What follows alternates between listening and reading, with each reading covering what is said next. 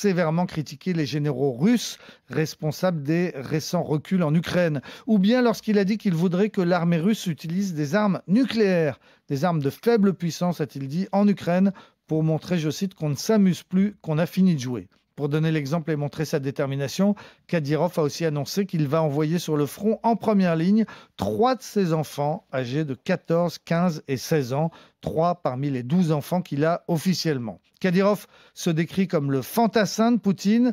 Il a régulièrement envoyé les hommes de son armée privée aider l'armée russe en Syrie ou bien en Ukraine aujourd'hui. On les appelle les Kadyrovskis. Ils sont environ 10 000, tous de noir vêtus. On les craint pour leurs assassinats, les enlèvements et les tortures.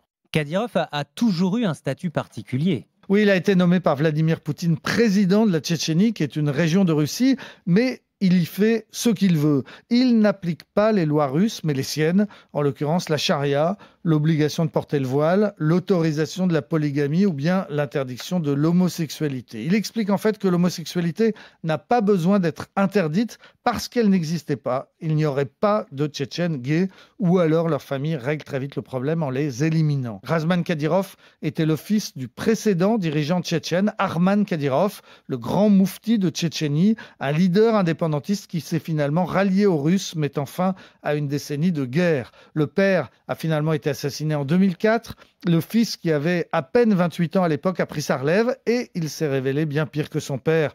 On lui attribue les assassinats de ses opposants, réfugiés à l'étranger. Par exemple, Imram Aliyev, poignardé dans sa chambre d'hôtel à Lille, en France. Kadyrov aime bien poser pour des photos dans sa maison avec ses armes à la main, avec ses tigres à ses pieds.